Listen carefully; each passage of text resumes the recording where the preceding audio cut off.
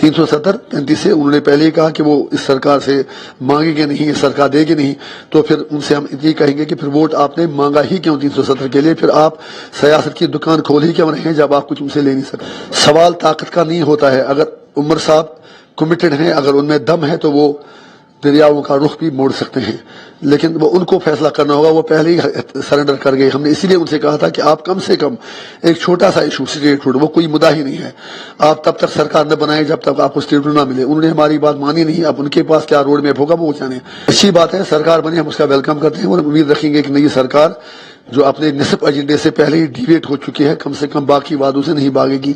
370 पर उमर साहब तो अब यू टर्न ले ही गए हैं, लेकिन हम ये उम्मीद रखेंगे कि जो उन्होंने फ्री बिजली का वादा किया था, जो उन्होंने बाकी कुछ चीजें वादे किए थे, उस पर रहेंगे।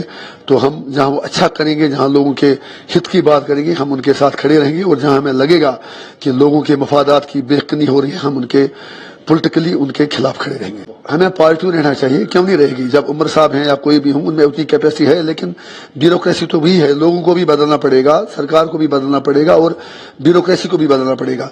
तो सब मिलकर अपनी जिम्मेदारी का एहसास करें। मैं यही चाहता हूं, क्योंकि जम्मू कश्मीर के लोगों की मुश्किलात मसाइब हम सबके ईगो और अन्ना से काफी बड़े हैं। सवाल ताकत का नहीं होता है, अगर उमर साहब कमिटेड हैं, अगर उनमें दम है तो वो दरियाओं का रुख भी मोड़ सकते हैं, लेकिन वो उनको फैसला करना होगा। वो पहले ही सरेंडर कर गए। हमने इसीलिए उनसे कहा था कि आप कम से कम एक छोटा सा इशू स्टेटहुड, वो कोई मुद्दा ही नहीं है, आप तब तक सरकार न बनाए जब तक आपको स्टेटहुड ना मिले। उन्होंने हमारी बात मानी नहीं। अब उनके पास क्या रोड मैप होगा वो जाने।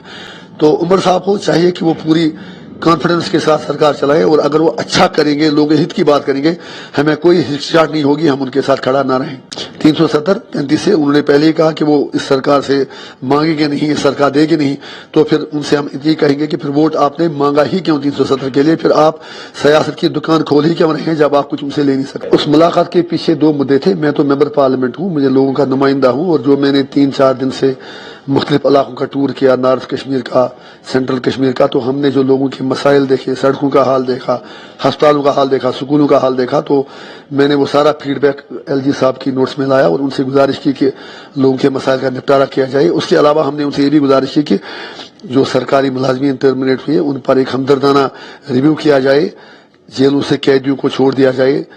इसी तरह जो पासपोर्ट वेरिफिकेशन के नाम पर लोगों के पासपोर्ट पड़े हैं उसका निपटारा किया जाए। और उसके अलावा जो थानों के अंदर चाहे सरकारी मुलाजिम हो या कोई यूथ हो, बाकी लोग हों, वेरिफिकेशन के नाम पर जिनके एफआईआर पड़े हैं, उसमें भी एक रिव्यू की जरूरत है, ताकि लोगों को नौकरियां हासिल करने में, कारोबार करने में कोई मुश्किल दरपेश ना हो। और हमें उम्मीद है कि एलजी साहब का जो फीडबैक था, उनका जो यकीन था, उनका जो हमें यकीन दहानी थी, उन्होंने कहा कि हम इन सारे मुद्दों पर हमदर्दाना गौर करेंगे। अदालत में मामला है, अदालत में जो होगा तो वो आपको पता चल जाएगा। मुझे नहीं आइडिया है, जब अदालत से पता चलेगा, बेल अदालत में लगी है, जय साहब, उम्मीद है कि इंसाफ होगा।